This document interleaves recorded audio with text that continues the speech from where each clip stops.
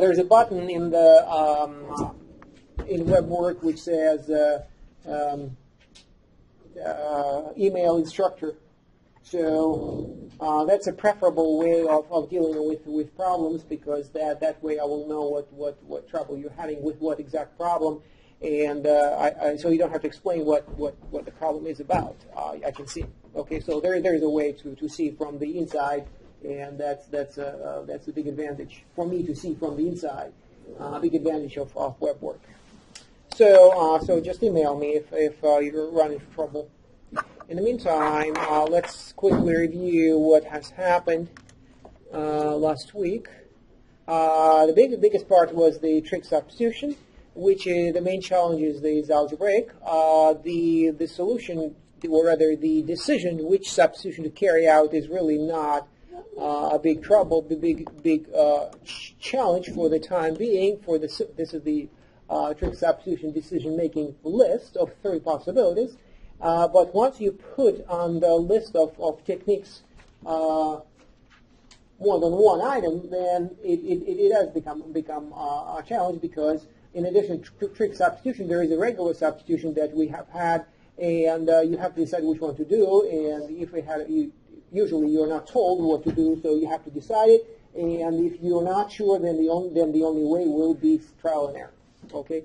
So these are easy to distinguish between the 3, but otherwise, as we saw it last week, you could choose the wrong substitution. You still should be able to carry it out all the way through to realize that your choice may have been unwise, even though you haven't made any mistakes, and then you try something else. Okay, so that's the nature of integration. And now yet we put the 3rd option on the list now. Of what to do about the integral, and that's called integration by parts. And while the integration by substitution, either general substitution or it is a substitution for trig substitution, both of them come from the same source, or all of them come from the same source, and that's the chain rule. Okay, right here. So reversing the chain rule, which is what it's about. It's about compositions. So you have a composition right there. You differentiate, you apply the chain rule. Not too complicated. You have the answer. If you reverse that operation, you will have yourself integration, and well, we already know how to do it from calculus 1. Now when we're reversing is the product rule. Okay, so once again, that's the product rule, and if you reverse it literally based on what? On the fundamental theorem of calculus, then you end up with the line in the middle. Right, this one. Okay, so which is not really that helpful, even though you can simplify what's on the left, integration and differentiation to cancel each other, and you end up with just the product. But then the question is what's useful about it. But then you can. The idea is that those 2 integrals on the right is what we are after. One of them will be the integral that we're facing, and the other one, the hope is it will be simpler than the original. So if those 2 integrals on the right, like I said, one is simpler than the other, you can compute the harder one in terms of the simpler one, converting, and that's what I did in the next line. As you can see, I took that line at the top and put one of these terms, pulled it to the left. Okay, and then what I have is one integral which is presumably complex, and maybe we don't know what to do with it. We can convert it into a new one. And that's what one example that we had time to carry out is this. So let's see how it matches our formula right here. So formula of integration by parts, circled in the middle. Okay. So so we have a product. That's the first thing to realize, that you have a product of two functions, and then there's a hope then the integration by parts method will be applicable. You can split at least 2 ways. You can split it in 2 ways. So we were lucky here, but let me show you what I'm talking about. X e to the x dx. We are splitting not just the 2 functions that you multiplied here, but dx is a part of the formula. Look at it. It's f dg on the left, which means that we are splitting into the whole, whatever follows the integral sign, the whole thing is split into a product. So f dg, and we have decided which one will be f, which one will be g, and then the way I chose it is to split is this. Yes, this way. Okay, so f is x. See right here, f is x, and g prime is e to the x, and g is e to the x, which means that g that's dg. Okay, let me make that clear. Then this is f, and this is dg. So once again, this is the in the left-hand side of our formula. I have f times dg, so I have to decide what is f, what is dg. I decided f to be x, and I decided dg to be ex dx. Okay, so then I carried out that. I took that plan and implemented it right here. I found very easily f prime, which is equal to 1, and I was able to find g as well. How? By integration. So as you can see, I'm integrating dg. To find g, I just integrate dg, and that's what I got there. And the answer is e to the x. And okay, so that's the well, I need those two extra terms in order to finish my formula. On the right, I don't have f, I have df. I don't have g, I have don't have dg, I have g. Well, I have found these right here, so I substitute them, and the result, as you can see, turned out to be very simple, because this is my I think I did it in slightly more order. Yeah. So as you can see, I substitute. Actually, in this example, I actually used the formula. Which formula I used? I used this formula. So anyway, it did work out, and as you can see, the why? Because as you can see, the original integral has x e to the x to integrate, and the integral I ended up with was 1 e to the x right here, 1 e to the x, and that's why that integral is manageable. We know the answer, and we have the answer right there. So always good method of dealing with this is just always test. Always test your integration, because differentiation is, well, how do you test your integration? You differentiate so that to confirm that you're going to end up where you started. Okay, so that's what I mean by test. And we test because we test by differentiation, while differentiation is much simpler. So x e to the x minus e to the x plus c prime. I differentiate, so that's calculus 1. So I do the product rule naturally, because after all that was a product rule in reverse. So I have then 1 times e to the x plus x e to the x minus e to the x, and so the answer is x e to the x. So it checks out. Okay. So we'll do more examples. This one is it is a bit simpler, but well, there is a challenge here. Is the possibility that your choice is unwise, even though you don't make any mistakes, is your split over here into the two. This is the split I'm talking about, might be wrong. Okay, so what happens if I choose f and dg incorrectly? And let's do it. And the opposite, just for experience, to see how it works out. So I will take the same integral x e to the x dx. Okay, I need to match it with integral f dg, right? So right here, f dg in the purple in the middle, f dg. Okay, so f dg. Okay, and then for this purpose I choose the wrong way. I will split it differently. So I will split it like this. Like this. Okay. So once again, compared to the other way to split is the way we did it originally. is that. Okay, so I have to represent my integrand as the product, and there are two ways to do it, well, at least two. And one worked out because I chose wisely. And then what if I choose the opposite? What's going to happen? Well, it still works, except it doesn't solve our problem. Okay, so let me carry it out. So this is equal to fg minus integral g df. Okay, so that's the formula I'm going to be using. And my split, what is it? It means that this will be my f, and this will be my dg. So once again, the choice is f is equal to e to the x, and dg is equal to x dx. Okay? I still need to complete the formula. I need fg as well as df. Okay, what is df?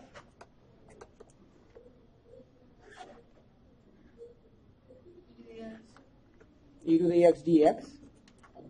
Okay, so this is what you did in calculus 1 with integration by substitution. So we take care of simultaneously of the variable of integration as well, not only of the derivative. So to df is simply that's the rule f prime dx.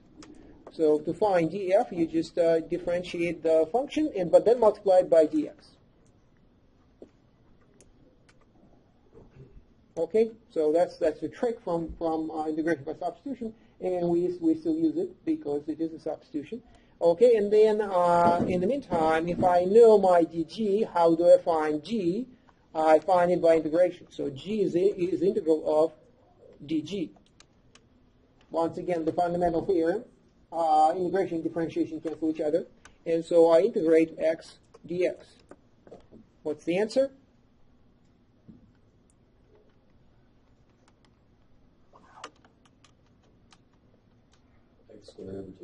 X squared over 2. Okay, I ignore c because it doesn't matter here. Now substitute. So my integral then, so I'm matching what I have here with the formula. Okay, so let me just write it x. No, let me put it in the right order.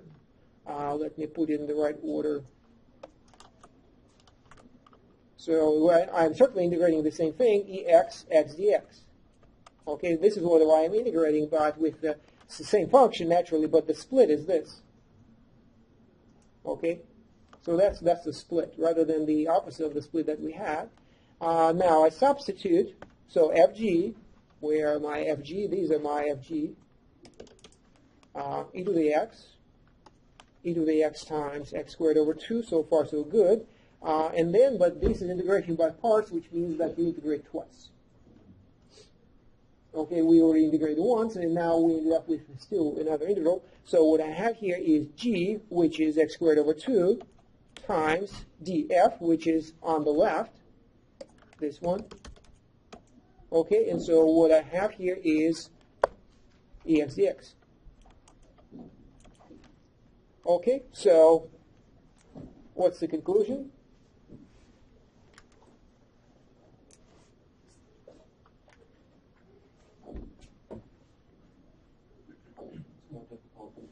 It is more difficult than the original. That's right.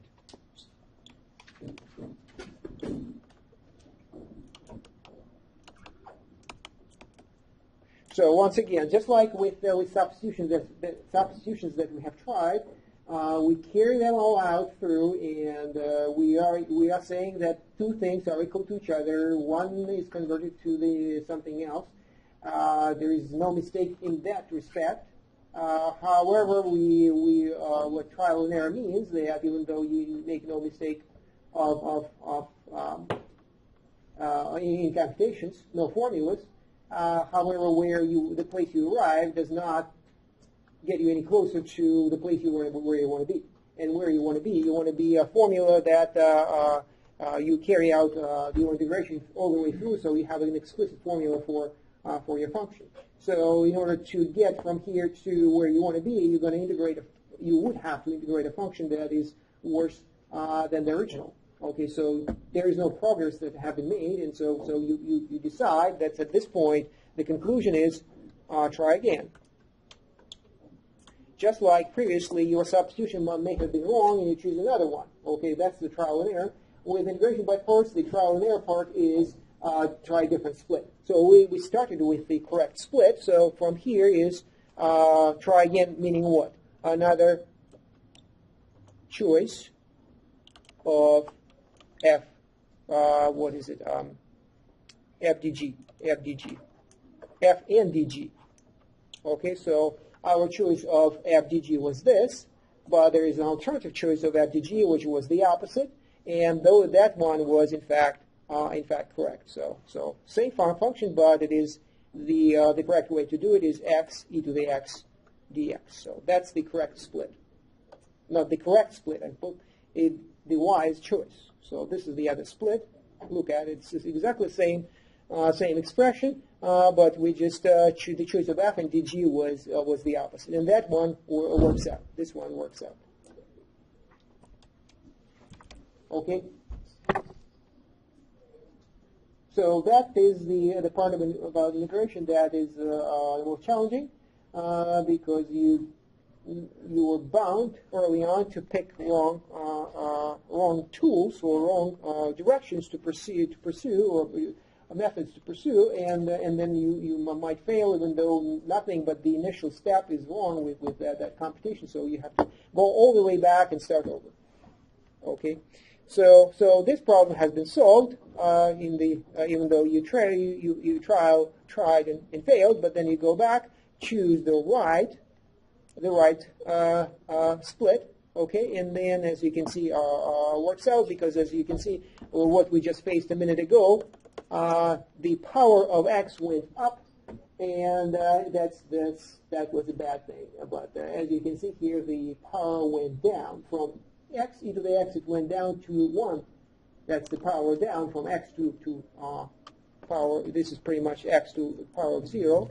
So the power went down instead of up, and that simplified things, and we have our answer. Okay, so let's try a few more. Let me write a more compact form of our not as much more compact, but more traditional. U dv is equal to uv minus v du. A more traditional way of writing integration by parts formula, where functions are, rather than calling them f and g, we call them u and v. Certainly it's the same thing, but sometimes it's preferable when it lets you think about variables rather than functions. That's how it usually works. So here's an example that takes it to the next level. X squared e to the x dx. Okay, the one that we just faced, and that did not work out. I mean, when we chose poorly, and we ended up with this integral just a minute ago. Okay, so, but it doesn't mean that we cannot solve the problem. It's just unwise, that's all. It turns out this is also integration by parts, and the parts are chosen once again in a natural way, like this. These are my parts. This is u and this is v. When it works out, you will know that your choice was correct. So let's carry it out. So u is equal to x squared, du is equal to 2x dx, v is equal to ax dx. So I'm sorry. This is dd. I'm splitting my integrand into u times dv. Okay, so x squared is u, dv is ax dx. Okay, so my dv is equal to ax dx, and once again, as I did before, it is simply an integral. Ax dx, we can handle that, and we produce ex. Plus c. Let me put c here. Okay, so these are the two parts that these functions we need to substitute on the right-hand side of our integration by parts formula. So what I have here is then UV. Okay, where is my UV? This is U, and this is V. This is V. Okay, so I have then x squared times e to the x. I'm dropping c. We just only care about formulas. And D, remember, it's, the plus C idea is very important because there are infinitely many answers to this question. It's just as long as you know that is the case, you can add that C at the very last moment when you're writing the answer. Okay. Okay. So integral D, which is x which is e to the x, and du is 2x dx. Okay. So integration by integration by parts is over. So what's the conclusion?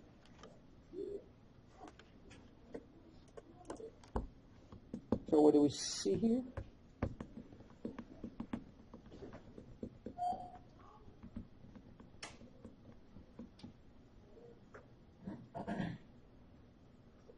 So we still always integration by parts, so there will be two integrations, one, and this is number 2. So one is taken care of. What's about this integral? What can we say about it? We in fact we have, right? That's the last example was exactly this function, except that extra 2, which is kind of in the way, but it is 2 integral x e x dx. So in that sense, we can say that we already know the answer. But the conclusion I was expecting here is to say that this is simpler than the original. It certainly simpler is a relative term, not much as relative. It is might be a misleading term, but we know for sure that this is simpler because we saw this integral just a moment ago, and the simplicity this time is actually very explicit because you can see what has happened to the power. It was 2. It's almost the same integral as it was originally, except the power of x went down by 1. Okay, why did it go? Which is make it simpler, right?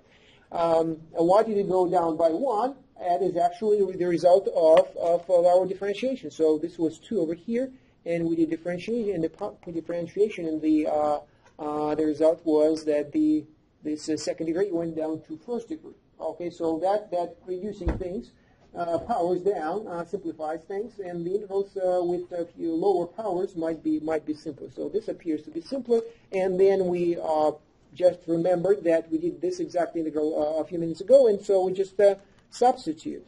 So this is in fact familiar, and I just copy, so x squared ex minus 2, and I just go all the way back to the previous example, and not this one, and we integrated exactly the same thing, and the answer is, this is the answer, x ex minus e to the x. Okay, so we just copy. We copy this thing and substitute it. Okay?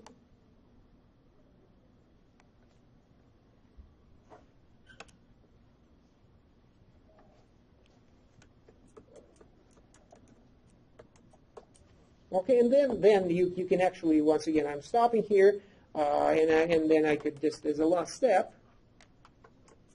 I put C here, so we wouldn't forget.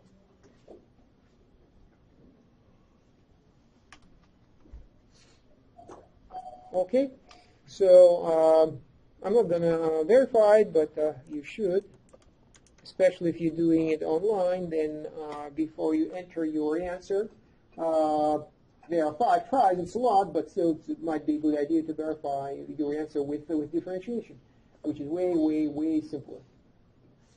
Okay, so these two that we have carried out is the plan becomes kind of obvious, if strategically, this is all about strategy.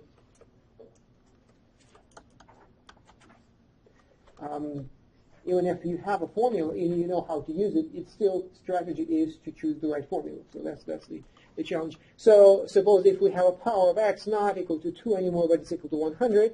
So can you imagine what's going to happen? If I split it the exact same way, like this, a power separated from the exponential function, what's going to happen if I apply the integration by parts formula? Are you just going to replace the 2 with the 100? That's right. Yes. Well, Yeah.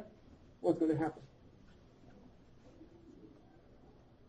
it's going to be x to the 100 times e to the x. Not 100, but that's the whole point. It's not going to be 100 power, but 99. So the power will go down, right? Just like here, it went down from 2 to 1.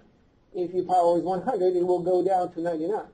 So you will have an integral just like this one, only with lower power. It will be x e. This is 99 x dx. So there will be some extra term here, but then which is already not an integral, just like this one. Okay, and then but then the power of x will go down to 99, and you are in a position very similar to what you just faced, and you do one more split. And you keep going. That's the idea. You keep going, and as many times as necessary, we'll be reducing power down by 1. And so from 100 to 99, 98, and so on, until you reach 2, and then 1, and then you're done. Okay, so you may have to carry out this kind of integration with the exact same formula 99 times. Okay.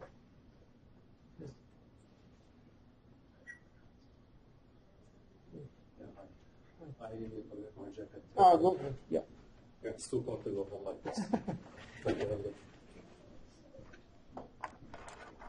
Okay, so 99 integrations. That is a challenge, but well, somebody did it, and we're just trying to learn the method rather than any particular answer. So the method is just this formula, and once you see what your formula does, you might anticipate what is going to do it to your function, and then decide correctly on which formula to apply. And so, in a way, it is you're applying same formula, but with two different situations. So it's like two different formulas. So it's this decision that you have to do on your own.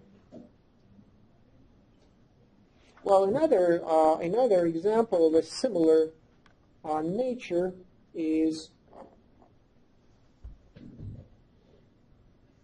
a similar thing will happen when you have when you replace the exponential function with a trig function such as sine and cosine. So you can at least if you look at it, suppose in this integral I have sine x instead of exponential function. What's going to happen is it is still works out in the sense that differentiation is easy as well as integration is easy. Okay, so the hope is then to that the same split will work, and it does. So let me point out how that would work out. For example, x to, let's put 100 still, sine x dx. Okay, and we choose the same split like this. Okay, so once again, this is u and this is dv. Okay, so it is supposed to be equal to integral uv minus integral v du. Okay, so the steps are the same. So I have u is equal to x100. So du is equal to 100x99 dx. Okay, then dv is equal to sine x dx. So I just integrate to find v, integral sine x dx, which gives me negative cosine x plus c. Okay, so these are the parts that I'm going to substitute into my formula. And so my integral becomes uv, which is x to 100 times negative cosine x, minus integral v, which is once again negative cosine x, and it is multiplied by du, which, as you can see, the same thing happened as with the exponential function. The power went down. Okay, so at this point, if I just simplify things slightly, what I'm going to have is negative cosine x 100 minus plus 100, and here I have what, x 99. What did I interchange? Okay, cosine x dx. Okay, so once again, if we are now compare this integral with the original, we realize that it is simpler. The power once again went down to 99, even though we also switched from sine to cosine, but that's okay because they're pretty much the same complexity. We can handle them equally, and we know what we're going to do next.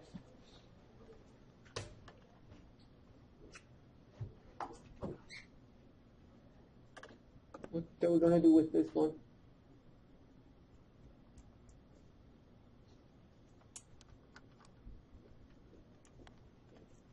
Integration by parts. Integration by parts with a similar split, once again, like this.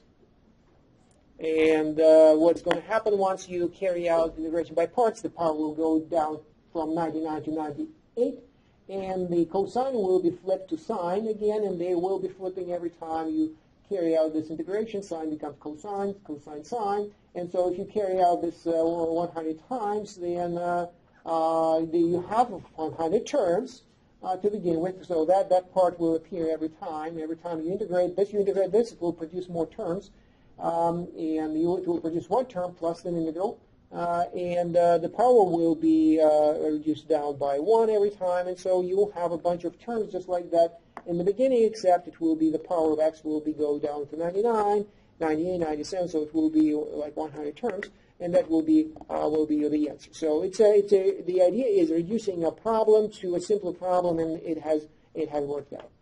Okay, so that's the main method of integration by substitution, and there are tricky ideas here. So sometimes things don't work out as easily as this.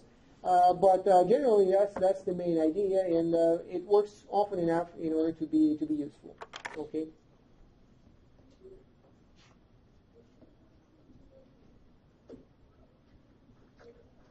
So certainly, you can find a bunch of examples of in the book that will tell you to integration by substitution with more examples. Integration by parts, with examples that are more complex or more exotic or may require extra steps in the middle. So just take a look at it if you are interested in it. But so it will appear a couple of examples like that will appear in the next homework. There will be not much more complicated than the one we started with. Okay, so it is still possible that you choose the wrong way to split a function, but that is inevitable. Okay, so we don't have a lot of methods still, and there won't be a lot of methods of integration, but we could handle a lot with these. So integration by substitution, which is direct, the trick substitution, which is also substitution, but it goes in reverse, and then the integration by parts. These are the main methods. In addition to the methods of not methods, but rather algebraic rules of integration. These are the two. So sum rule and the constant multiple rule are also inevitably come up. So the most challenging integrations are the ones that require consecutive steps, in hopes that every one of the steps simplify things, and then you just so you can have more than 2 substitutions in a row. You can have more than one integration by parts as well. So the lesson, however, once again, I keep repeating that, and I hope that you will remember that integration is not like differentiation. And so that's why it's more complex, but on a more complex level, on a more higher level, what's happening is new functions appear. So integration produces new functions.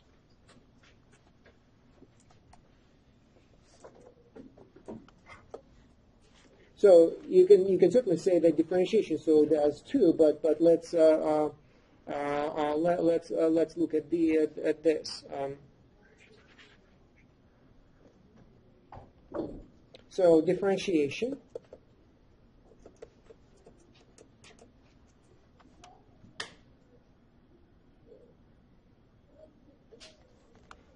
versus integration. Remember, they work in the opposite directions. So let's look at say polynomials.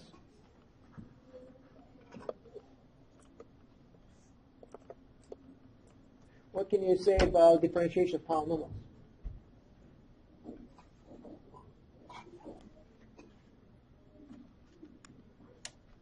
It's easy. That's a good answer. I'm fine with that. There could be something more specific. So if I differentiate this polynomial, what's the answer? So 3x squared Plus 2. Okay, do you notice any patterns here? reduced by power. The power goes down by 1. So this is degree 3, and this is degree 2. Okay, so that, in other words, complexity goes down, and you can imagine now that the integration will be the opposite. So differentiation brings the degree of polynomials down by 1, and integration takes it up by 1. So degree goes up by 1, while a differentiation it's the opposite. Okay, so that already points out that there is more complexity. How integration introduces more things into this. There are other examples of, let's say, how about this? If I integrate rational functions, I take one rational function. What's its integral? 1 of x. Well, yeah, integral 1 of x dx. Remember what it is? Natural log. Natural log of absolute value of x, and plus c, okay? And as you can see, what has happened is a fairly simple class of functions, certainly more complex than polynomials. But what has happened is we have created a new function which is not rational. So this is rational, and this is not. So you can imagine, think about differentiation of rational functions. Say, I start with the same way. Rational functions are simply fractions of polynomials, right? So if I differentiate, what's going to happen? Well, you can just apply the quotient rule. So we have 3x squared plus 2 times, I don't think I'm going to fit it here, but can you say anything about what you expect to have when you differentiate a rational function?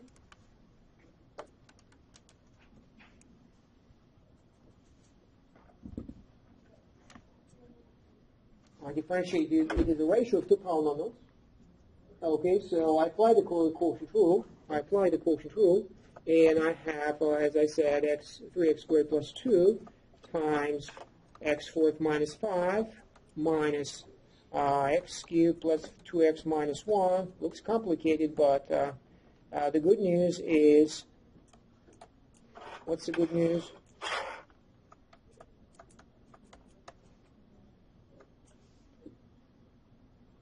What's the good news? It looks complicated. But.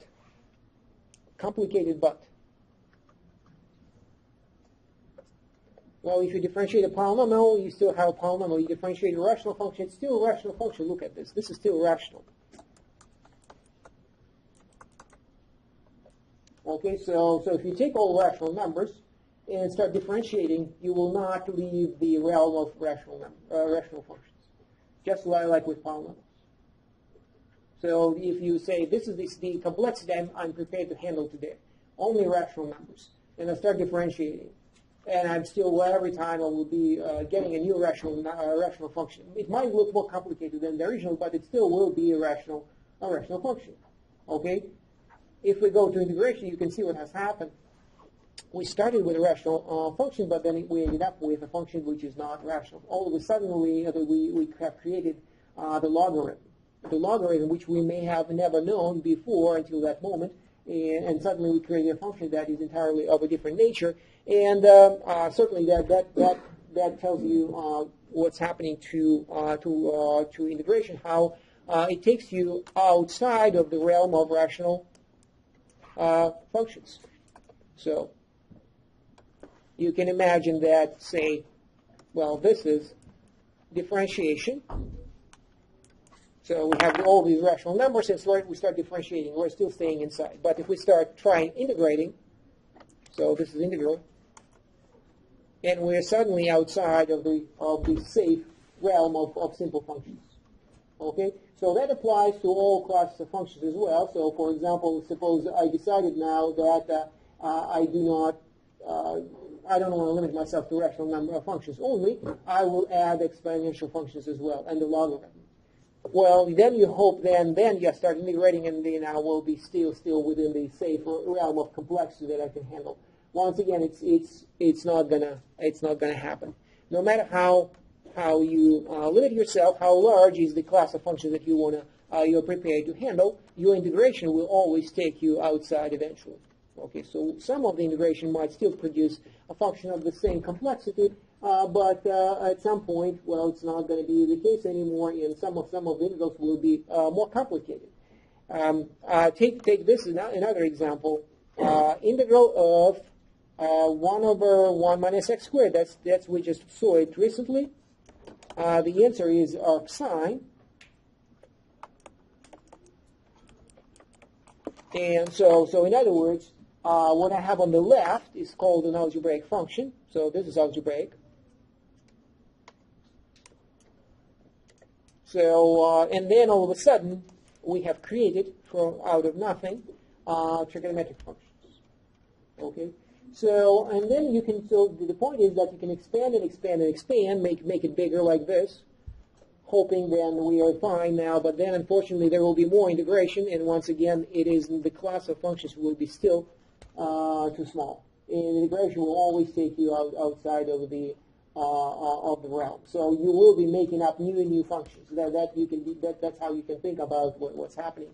Is that from polynomials to from rational numbers to say exponential functions, from algebraic functions to trig functions. Even if you add trig functions, there will still be functions that you've never heard of, and so the functions are being made up as we speak in a sense, because there is no limit to it. And in the literal sense, let me give you an example of a function that has a special name and that you may have never heard of. It's called ERF. Anybody knows what that is? It is, in fact, a very simple integral. Look at the integral. It's very simple. E negative x squared. It certainly looks simpler than what we have seen. And however, nonetheless, we are not able to express this integral in terms of any familiar function. So this is unfamiliar. So we know a lot of functions. We know polynomials, we know rational functions, we know trig functions, we know exponential functions, logarithm, all the inverses of those, algebraic functions, all of that put together, and we cannot express the integral of this function in terms of the functions that are familiar. Okay, so what do? We end up a new function and we call it ERF. Okay. Why we care? It is actually a very important function itself. This function is very important, and it's the bell curve. Okay, it's the bell curve, and it is a so-called normal distribution. You've heard of the normal distribution, so that's what. But this function over here, e negative x squared, with that 2 over square root of pi, it is supposed to be a pi over here. gives you the formula for the normal distribution of a function over. Anybody knows where you see normal distributions in statistics? The answer is that everywhere. So you throw darts at the dartboard, and they will be, or shooting at the paper target, they will be accumulating in the middle, more or less tightly, and then looser and looser, fewer and fewer, and they distribute outside to almost nothing. So that's where you see, or distributions of heights of people or weights of people. They all have roughly something like that. And yet, when we try to integrate it, the function that we cannot find an appropriate function to express it in terms of something familiar. Anyway, so that's why we should not be surprised to see so much integration left unanswered. So sometimes it's very easy to write an integral, such as this, that cannot be evaluated. Okay, so what we are proceeding next to is more definite integrals. So in fact, we will be talking about the areas that are infinite. The origins are infinite.